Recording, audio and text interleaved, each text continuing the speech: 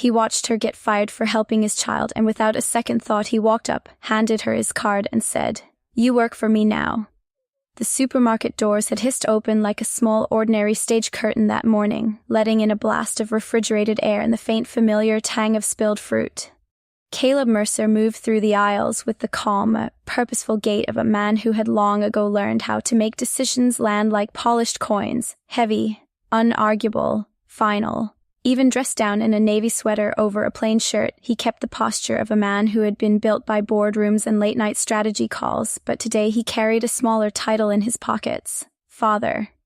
Beside him, Lena, 5 years old, knobby-kneed and cautious, clung to a plush fox whose fur had been mended by a dozen patient fingers. Lena's thin braid tapped her shoulder as she moved through the store with the tentative curiosity of someone who measured every sound before deciding whether it would hurt. The fluorescent lights seemed loud to her, the hum of carts and music like a crowd pressing in. Caleb's steps slowed as the air tightened around his daughter. He watched for the first flinch, the small animal motions that always came before panic. When Lena's shoulders bunched and her breath hitched, the world around them sharpened. A blink, a darting eye, fingers fluttering in the air. Caleb crouched, trying to make a human wall against the noise, whispering words honed in private. "Breathe with me, Lena. I'm right here." But she could not take him in. She could not take in anyone that day except the one person who leaned into the chaos with an almost reckless softness, a woman in a green vest named Maya Brooks who moved through the clatter like a tide. Maya approached with the practiced gentleness of someone who had chosen to show up where others looked away. She knelt, kept her voice low, mirrored a steady breathing pattern with slow hands, and offered a simple, unthreatening rhythm: in, up, down, out. Lena's fluttering slowed. Her fingers found the pattern, followed the hands, measured the rhythm, and then a single small word slid out of her mouth: safe. Maya smiled as though she had been given a secret and accepted it without ceremony. The manager, a man with a clipboard and a face wired to take offense at anything outside protocol, thundered over. "What are you doing? You left your station." He barked about policy and liability and chain of command. Maya's calm didn't crumble. She unclipped her name tag when told to and folded in public like someone taught to be silent in the face of friction. She had expected admonishment. She had not expected the hush of people leaning in, phones half raised, because something about the exchange had the clarity of a short story where everyone took their breath at the same point. Caleb didn't plan the next moment. His fatherhood made it simple and immediate. He moved, card out, voice quiet but carrying iron. "You do not work for them anymore," he said, and the supermarket seemed to hold its breath. "You work for me now." Gasps fluttered like startled birds. Maya stood stunned. Lena tucked her small hand into Maya's as if that sealed a new world, and the manager watched his own rules skitter away under a look that required no explanation. The scene would be retold later in captions and comments: the billionaire who fired the manager with a stare and hired a stranger with a card. But at the time it was less spectacle and more a small fierce setting right of things that had been askew.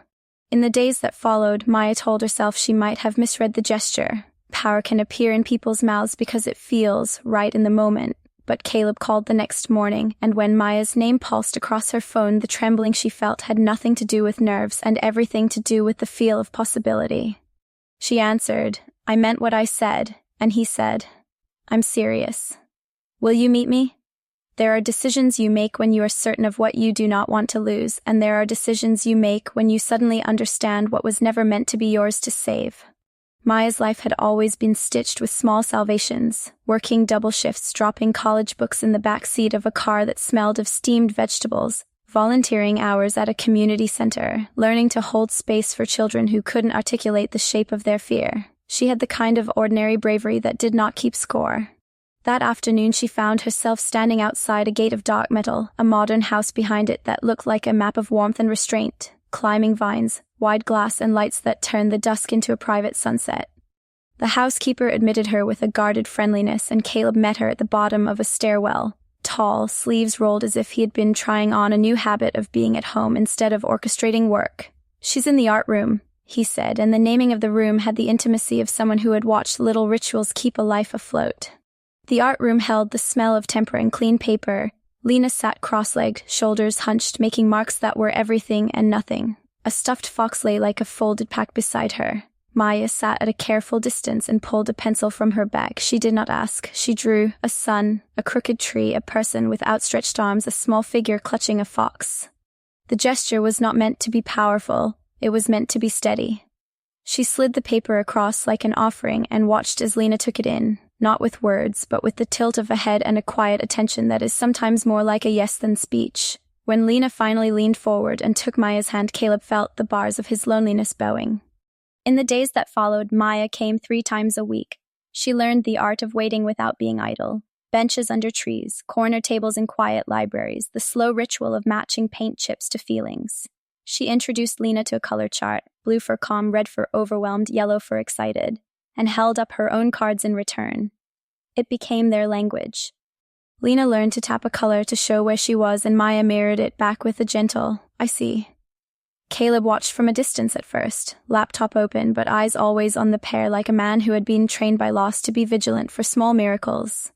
He had tried everything before: clinics, programs with brochures and professional faces, doctors who had answers that were technical and polite but never quite tender. None of them coaxed Lena's gaze to stay. None of them made her trust a voice overnight. Maya did something that the programs could not bottle. She met Lena on the floor of her world and stayed.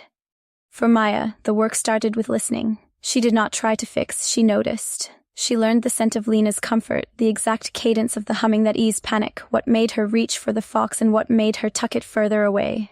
Slowly, Lena's hands learned new vocabulary: a point for here, a small press for yes, a lopsided heart for I like that.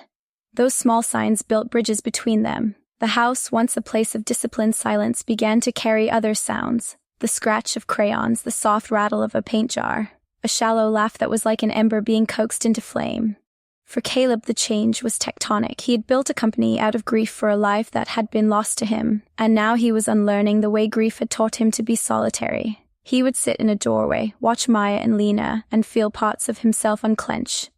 The 2 women, one hired and therefore strange, one paid and therefore not to be trusted by the social order, began to move through the house like a slow choreography, softening the edges of the rooms. Then came a day that showed him how small gestures could be worlds. Maya arrived with a second-hand copy of a children's book and a scarf Lena had forgotten at the library. She set the scarf on the table as if it were an offering and did not mention that she had remembered a detail of Lena's that others had dismissed as trivial. Caleb stood in a doorway watching, and some old, admitted part of him that had been made of sorrow only heard the sound of a father relinquishing control by watching someone else be faithful. In quiet conversations that followed, they traded pieces of themselves. Maya told of a childhood where being steady was a survival skill. Caleb told the story of a funeral where a man had learned to place grief in boxes and label them with work. Neither of them wanted pity. They wanted to be understood. A late-night emergency visit to Lena's room sewed the last threads of trust between them. Lena had woken screaming, hands flailing, and Maya, who had been told in blunt, unromantic terms that she was not qualified, that she lacked certificates and degrees, moved with a practiced hum into the small dark, took Lena into her arms, and began to hum in a low tune that had no words. She rocked, sang, breathed with the rhythm she had taught the girl at a supermarket, and slowly the noises of panic gave way to a tired, shuddered breathing. Caleb stood outside the doorway and wept, not because of the sorrow he held, but because someone else had learned to keep his daughter safe in a way he had been unable to. He had not planned to speak of Lena, whose memory hovered like a private monument in the house, but in the hush that followed he found himself telling Maya about the night that had severed everything. She died the day Lena was born, he said, and the admission fell like a stone that made room. Maya listened without interruption. She did not offer platitudes. She offered the category only those who have held other people's fears can offer: understanding. The 2 of them sat in the dark and shared the kind of silence that is not absence, but a presence so dense it feels like company. From there, a fragile trust grew into quiet rituals. Maya introduced sensory tools: ear-covering headphones for sharp days, a smooth ball for squeezing when the world felt too loud, a set of paint chips that Lena could point to when words would not come. Caleb, who had once believed money could purchase repair, learned the subtler economies of attention and constancy. He noticed that what Lena needed most was not expensive therapy but faithful company, someone who would come back when she retreated, who would let her set the pace, who would celebrate the smallest color chosen as if it were a triumph. The house began to fill with odd new artifacts: a small hand-painted box labeled Maya's Tools, a laminated drawing of 3 stick figures under a pink sun pinned to the refrigerator, a stack of books on the shelf with tabs sticking out like tiny flags. Each object marked the slow work of integration. And then, like every human story that matters, theirs encountered a test from the world beyond family. On a rain-smeared afternoon when the sky looked like washed ink, a woman arrived who carried the kind of authority that comes from lineage and not necessarily from love. She introduced herself as Amanda, a code immaculate voice practiced to contain gentleness and suspicion in the same breath. She was Lena's grandmother and by all ordinary measures had a right to the child. She wanted to meet Lena. The encounter fractured the easy progress prophetically and painfully. Amanda's idea of help looked like tidy schedules and measured interventions, and when she saw Maya's unorthodox patient method, she responded with the sharpness of someone who had bought into the language of proper parenting. She said things that cut through the room, about the need for a real mother, about suitable stations, about the safety of credentials. Lena shrank, the air around her contracting. Maya crouched without drama and cupped Lena's face, signed the word that had become their covenant, safe. Amanda watched, and whatever argument she had planned frayed in the face of a child choosing comfort. Caleb, who had spent years building walls around himself in the form of schedules and budgets, felt something loosen again. The choice he made in the shadow of that tension would be the one that defined the family they were becoming. He allowed Amanda to have time with Lena, but insisted it be gradual and gentle. Maya, with the steadiness that had drawn him to her once at a supermarket aisle, agreed to step back without stepping away. She promised to be present in the background, a constant near the edges. The house adjusted. Amanda tried cookies and books and dinners. Lena remained cautious. Slowly, through patient, measured attempts, Lena accepted hours with Amanda and returned to Maya's hands at night with small, hard-won signs of comfort. It wasn't neat, it never is. It was a convoy of small reconciliations and the loosened cords of grief. Maya kept visiting the park with new art supplies. Caleb began to hang drawings on the wall like medals for survival. And then, one ordinary morning bathed in soft rain, Lena drew 3 figures under a pink sun. She tapped each, then, unhurriedly, pointed to Maya, to Caleb, to herself. When she signed family, neither of them pretended the road had not been long. They simply leaned in and let the word, fragile and heavy, land where it needed to. Caleb learned that some rescues take place in silence and some declarations arrive without speeches. The week after the supermarket, he watched the way Maya arranged Lena's world without trampling it. The headphones that slipped over Lena's ears when a blender roared in the kitchen, the smooth squeeze ball that lived in her pocket for crowded hallways, the paint chips they used as a mood compass, blue, red, yellow, green, so Lena could point to a feeling instead of drowning inside it. When Maya suggested a small weekend art workshop for kids on the spectrum, he said yes before his old, cautious voice could talk him out of moving forward. The studio was sunlit and soft, volunteers speaking in gentle registers, tables spread with brushes and clay. Lena clung to Maya's sleeve at first, face tucked, fox pinned to her ribs, and then, because no one pulled, she let go. Maya drew slow clouds in pale pink, and Lena, almost against her own habits, reached for a crayon and made a circle that became 3 stick figures under a blushing sky. She tapped each body in order, the tall one with messy hair, the one with yellow hair, the small one in the middle, then her fingers pressed together in the sign Maya had taught her for always. Caleb did not say a thing in that room, because sometimes gratitude arrives like a pressure in the throat instead of a sentence. That night, when Lena slept and the city hummed beneath the terrace, Caleb and Maya leaned on the railing, the air smelling of wet concrete and oranges from a neighbor's late snack. "You didn't just help her," he said, surprising himself with the ease of saying it. "You taught me that quiet is not a void, it's a tool." Maya blinked, hair loose in the breeze, a smile starting and stopping like a bird hovering over a branch. "She taught me," Maya answered. "I just stayed long enough to hear it." 2 days later, he drove with her to a place he had kept separate from everything that resembled hope, the cemetery where Lena lay.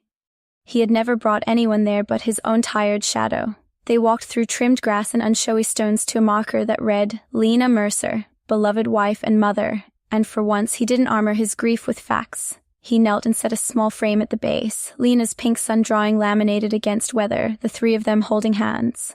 "I tell her about you every month," he said. "About how stubborn our daughter is, about how she counts the cracks in the sidewalk like they're beads." He didn't look up to see whether Maya's eyes glossed. He just heard the sound of her sliding something beside the frame, a twine and bead charm looped 3 times, the kind of handmade talisman kids produce when sincerity outruns skill. Lena wanted this here, Maya whispered. She said it's for someone who watches. Wind moved through the cypress. It felt like permission. Life broke pleasantly open for a while after that. Lena laughed more. The house took on the topography of a place where joy had been found and catalogued. Taped hearts on the fridge, a schedule with blank space on purpose, a Maya's tools box at child height so Lena could fetch what she needed without asking permission from adults who thought permission was the point. Then came family, not as a villain, but as a test. Amanda, the mother-in-law who had once held a sleeping newborn while accusing a son-in-law of stealing her daughter's life, called from a number Caleb recognized and wished he didn't. She wanted time with her granddaughter. She brought the old authority of a nurse who had spent 30 years inside hospital corridors and the brittle righteousness of someone who believed grief conferred ownership. The first meeting in the park was a glass figurine on the edge of a table. Beautiful and precarious, Amanda stood in a camel coat, eyes sharp with intention, and said things that sounded reasonable until they came out edged. That children need structure, not softness. That love without plan is negligence, that girls need mothers, not grocery store angels. Lena's breath shortened and the color cards might as well have been scattered leaves. She went red and then thundercloud gray, hands flapping in warning. Maya didn't argue. She dropped to the grass and made the sign. Safe. She hummed the small vowel-less tune that stitched Lena back together at 2 a.m. She let Lena choose distance, then closeness, then distance again. Amanda watched, and whether she admitted it or not, something in her face loosened, if only because it's hard to resent a harbor when the sea is rough. Caleb made a decision that night that tasted like duty and hope in the same swallow. He would let Amanda have graduated time with Lena, mornings, then afternoons, while Maya stepped back to careful orbit. Maya said yes with the quiet courage of a person who understands that love sometimes means being the wall behind the wall. "I'll be close," she said. "Not gone. Just not in the frame every second." The house went quieter in a way that wasn't peace. Amanda tried books and recipes and structured games. She was not cruel, just convinced. Lena retreated like shade on a hot sidewalk. Present, moving, hard to catch. Nights folded in on themselves. The easel went blank. Lena slept with a pink headband Maya had embroidered with a tiny stitched M. The first time Amanda tried to move it, Lena's breath turned brittle and the headband stayed. Maya filled her sudden free hours with a job at a learning center and evening classes, but she detoured past the park more often than her route required. She wrote a letter to no one and everyone and handed it to Caleb's assistant because some truth must be written to be born. "I didn't know what love felt like until a child held my hand without speaking, and I understood I was already hers." Caleb read it in a pool of window light, the city pouring its neon bloodstream into his living room, and he put the paper down like it was breakable. At dawn a day later, his doorbell rang. Amanda stood on the porch in a sweater that looked like she had put it on without noticing its color, and beside her, Lena leaned like a question mark against Amanda's hip.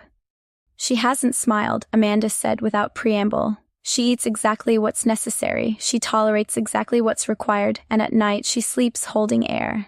Caleb opened his arms and Lena came, heavy with the peculiar weight of a child who is present but not inside the moment. He had already called Maya, a message that was only please, and she arrived breathless, hair pulled back, uncertainty flickering across her mouth because she didn't know whether she was wanted or merely necessary. Amanda stepped back, palms lifted. "I'm sorry I mistook credentials for care," she said, as if the line had been rehearsed and then stripped of performance by exhaustion. "You make her feel safe. I want to learn that, not replace it." Lena saw Maya and something like weather changed. She slid down from Caleb's arms and moved toward the woman who had learned her language. She touched her forehead to Maya's knee, a small, old gesture that says, "I'm home in some cultures and I'm not ready to hug in others," and signed with trembling fingers. "Safe." Maya signed, "Always." The reunion wasn't cinematic. It was administrative in its kindness. They rebuilt the schedule with actually useful flexibility. Amanda came on Wednesdays and Fridays for an hour at a time while Maya stayed in the room, then on Saturdays for 2 hours with Maya just down the hall. In the gaps, Maya and Lena reclaimed the rituals that made the world manageable. Library corners, the color game, the rooftop where wind said more than people do. Lena thawed like winter land in patchwork, not all at once but decisively. On a soft rain afternoon, Caleb took them both back to the ice cream shop that had once been a battleground, and now might become a shrine. Maya carried a small leather book, edges rubbed from being opened on buses and in waiting rooms. "What's that?" Lena asked. Words still precious, never wasted. "Your drawings," Maya said, flipping pages. Circles that became families, scribbles titled Safe or Storm, a fox drawn a dozen times with slightly different ears because repetition is comfort when the world stutters. Lena stopped at the pink sun trio and traced each figure again and again like a spell.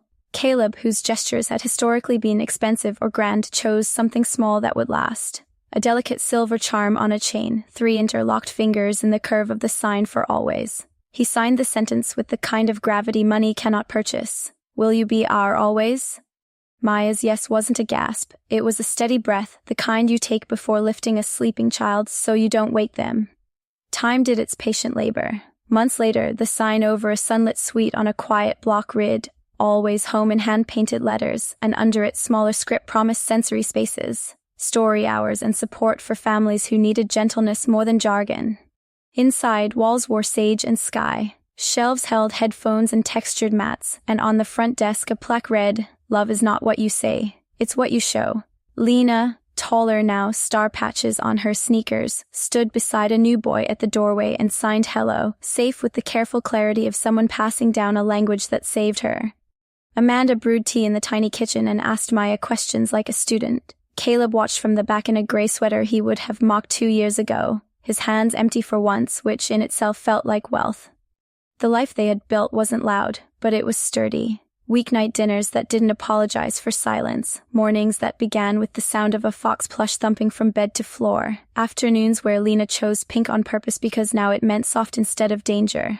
At night, on a bench near the door as parents collected children who had finally found rooms that didn't hurt, Caleb would look at Maya and think of the supermarket's hiss and the card in his hand and marvel that the boldest sentence he had ever spoken had been nothing more than naming what was already true. She worked for the family they were, all of them, building. And he did too. Rain fell steadily that morning, drumming against the wide windows of Always Home as Maya sorted through a box of new supplies. Caleb was on the floor with Lena, helping her build a puzzle shaped like a city skyline.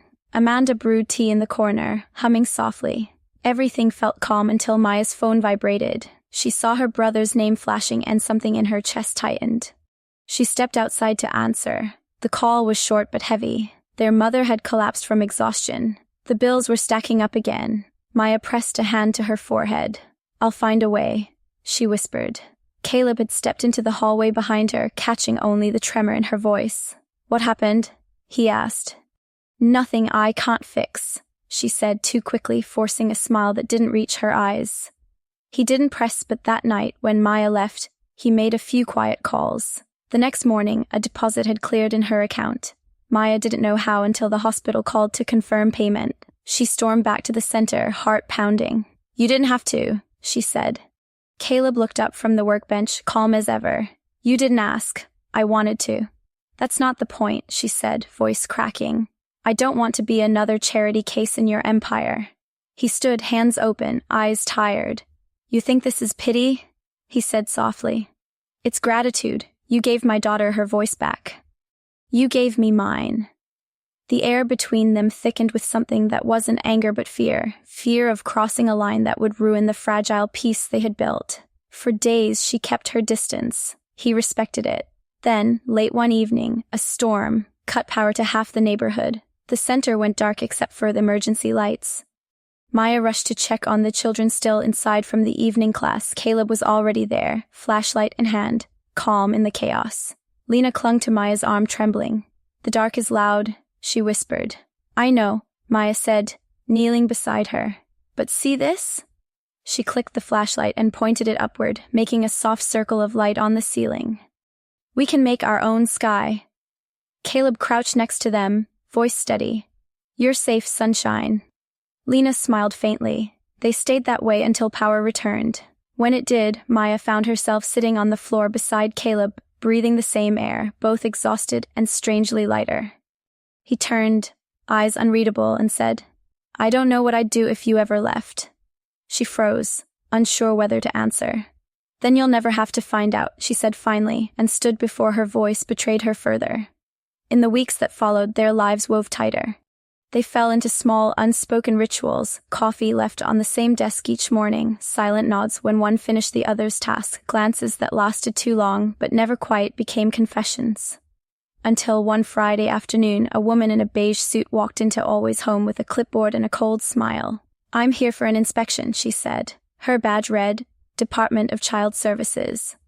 The visit wasn't random. Someone had filed a complaint claiming that unlicensed therapy was being conducted by unqualified personnel. Maya's stomach turned cold. The woman's tone was polite but sharp. "We take these matters seriously," she said, eyes sweeping across the colorful room, the kids painting quietly. Amanda stepped forward, firm. "Everything here is transparent.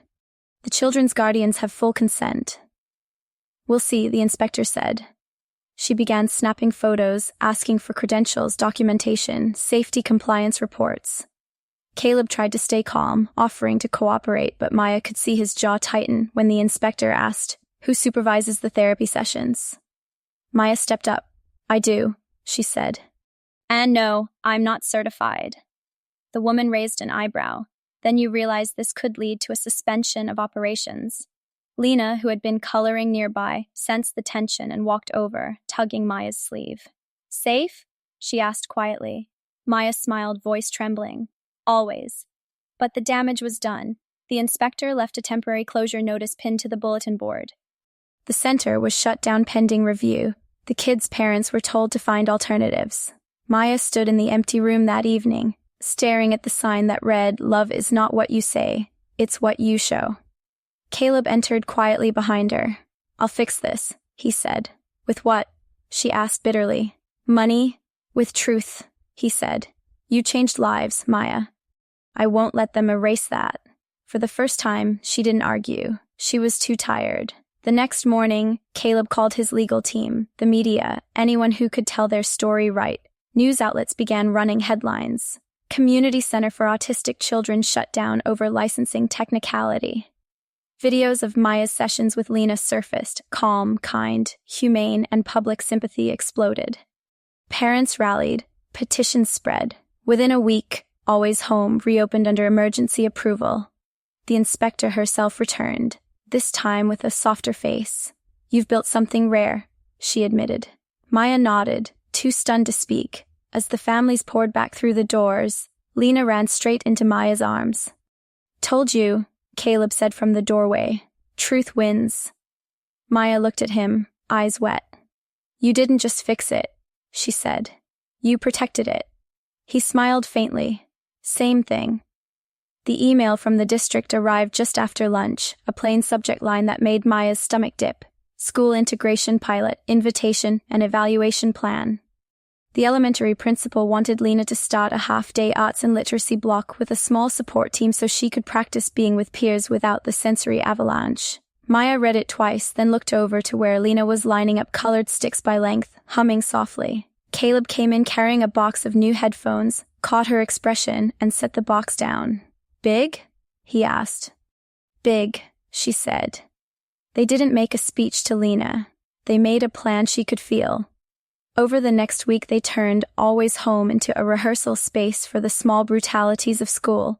Bells on a phone app at low volume first, then medium. The scrape of chairs, a cafeteria tray sliding on a table, each sound introduced as if it were a shy animal. Lena chose her armor. Soft cardigan, hair tied back in a way that didn't tickle her neck, the fox in her backpack, the color cards clipped to a small ring. On the morning of her first half-day, Amanda braided Lena's hair at the kitchen island while Maya cut strawberries into hearts, and Caleb wrote a note on an index card and slipped it into Lena's pocket. "If the room gets loud, find the window." It was not poetry, but it was instruction she trusted. They walked into the school together like a small procession. Amanda with a thermos, Caleb carrying paperwork, Maya holding Lena's hand loosely enough that Lena could pull away and tightly enough that she didn't have to. The classroom had paper suns taped to the windows and a rug with numbers that looked like islands. The teacher kept her voice low. The first hour went better than anyone deserved. Lena colored with another girl who talked mostly about her cat. The fire alarm test did not happen. The aide learned quickly to follow rather than lead. But school is not a studio with controlled variables.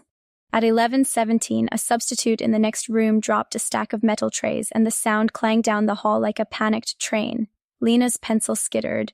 Her shoulders rose, her breath went thin. The aide reached for a strategy chart. Maya had told them what to do, but charts are paper. People are different when the air gets sharp. Caleb, waiting in the office like a man who had learned to be patient without being passive, heard the scrape of chairs and moved without permission. He found Lena under a table, hands pressed over her ears, eyes wide in the way that means a body is trying to leave itself. He crouched, but he didn't talk. He raised his hands and signed the small sentence she trusted. Safe.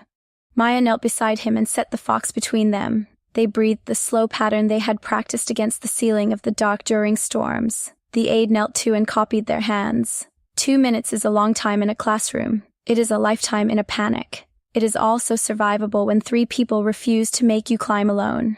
Lena came back like a tide coming in, not all at once, but with the certainty of water. She reached into her pocket, found Caleb's index card, read it with her finger, stood, and walked to the window.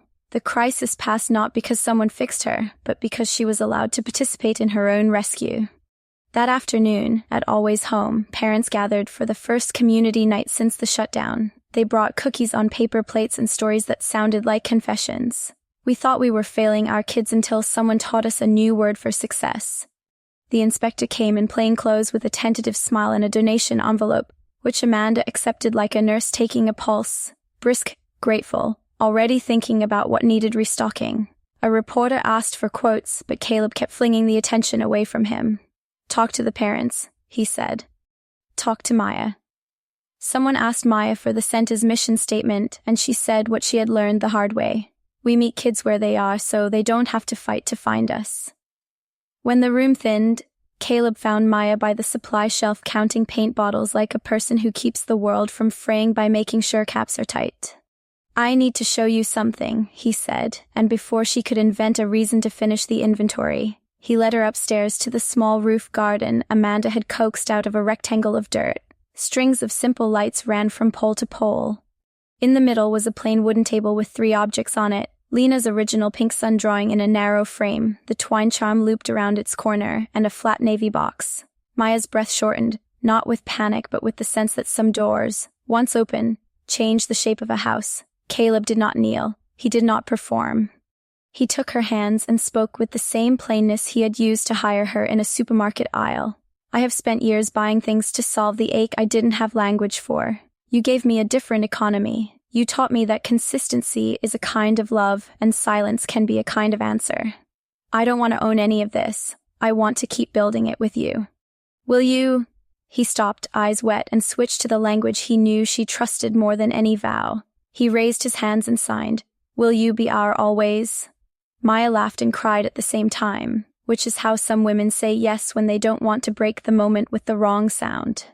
I already am, she signed back, because promises land better when they are acknowledgments, not forecasts. They didn't announce anything to the center that night. They went back downstairs and refilled cups and cut more fruit. The telling would belong to Lena first. The next morning they found her at the art table with the leather book Maya kept for the most important pages.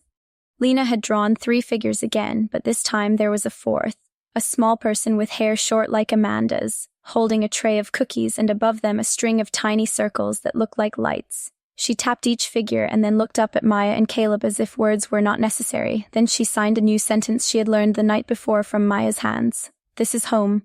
The world, being the world, did not pause to let their happiness pass untested. A venture fund that had quietly wooed Caleb for months leaked a story implying that Always Home was a vanity project siphoning money from investors. An article appeared under the lazy headline, CEO plays savior while shareholders pay. It wasn't true, but truth has to run harder than rumor. Caleb prepared a statement. His legal team polished it. Amanda suggested a town hall instead. Let them see how children change, she said. Let them look that headline in the eye and try to hold on to it. They opened the doors on a Saturday and let the rooms do the talking. A boy who used to scream at hand dryers proudly demonstrating his noise-canceling headphones. A girl who had memorized the bus map explaining it to another child with stickers. Lena teaching a new mother how to use color cards without turning them into commands. When the reporter from the article showed up with a notebook poised for skepticism, Maya handed her a chair and a box of tissues. Sit, she said gently. Stay a while. The piece that ran on Monday was not a retraction, just a better story. Where a businessman's money ends, a community's work begins. The fun's threat died of boredom. At night, after Lena was asleep and the dishwasher hummed, Maya and Caleb practiced the life they had chosen. Shared calendars that prioritized therapy hours and school days over board meetings. Date nights that sometimes consisted of folding laundry side by side in a room still smelling faintly of paint. Check-ins with Amanda on Sundays that always ended with her pretending she disliked being thanked. When grief rose, because it does, even in good homes, Caleb still drove to Lena's grave once a month. He never asked Maya to come. She always did. They brought fresh copies of Lena's newest drawings, laminated, and anchored them with the twine charm that had weathered a year of seasons. Caleb spoke out loud sometimes, to a woman who would not answer, about a future unfolding in forms he could not have imagined in the brutal clarity of the hospital years. He told her about Lena's window card, about the day the inspector apologized, about the night he signed a proposal under string lights. He felt foolish and faithful all at once. On a spring evening when the air smelled like rain that had decided to forgive the city, All Was Home hosted its first small showcase. No stage, no microphones, just stations where children could demonstrate what they had learned that wasn't obvious to the untrained eye. A breathing corner where a boy taught an adult how to regulate. A map table where a girl traced her route from door to quiet place with a marker. A poetry wall where parents wrote what they had unlearned. That fine is a lie, that silence can be full. That love is allowed to look like routine. Lena, in her star-patched sneakers, led a tour with her hands, and when she got to the station labeled Signals We Trust, she found the index card Caleb had slipped into her pocket months ago and taped a copy to the wall. If the room gets loud, find the window. She added her own card beneath it with Maya's help. If the world gets loud, find your people. The last guest left. The lights went off one by one. Maya locked the door and leaned her head against Caleb's shoulder in the lobby where the plaque still read, "Love is not what you say, it's what you show." "We should change that one day," he murmured. "To what?" she asked. "To what you do.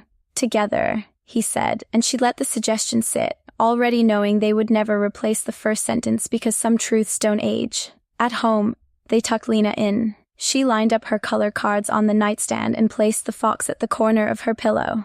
"Tomorrow pink," she announced, and for the first time the color sounded like a plan instead of a warning. "Tomorrow pink," Maya echoed. Caleb turned off the light and left the door open just enough for the hallway glow to make a small path on the floor. On the sofa, while the city muttered outside, they finally allowed themselves the fantasy of a future that wasn't fragile. "You know the thing at the supermarket," Maya said, smiling at the ceiling. "The one where you walked up to a stranger and rearranged her life with a sentence?" "Reckless," he admitted. "Necessary," she corrected. "I might have said yes eventually without the card. But I'm glad you didn't wait." He took her hand, and they sat in a silence that was not empty but dense with all the small labors of their days. They were not a miracle. They were a practice. They had learned to anchor storms with index cards and hands, and rooms painted sky and sage, and the work was not done because families are never a finished project, just a story rewritten daily by people who choose to stay. Outside, a siren passed. Inside, a child slept. In the morning, Lena would stand at the door of Always Home, sign hello, safe to new boy, and another parent would watch a life shift by a few degrees toward bearable. Caleb would rest his palm over the plaque again. Maya would fill the tea kettle. Amanda would adjust the sign-in sheet so the pens were in a line the way she liked. Routine, not romance, would carry them, and inside the ordinary their love would keep choosing them back.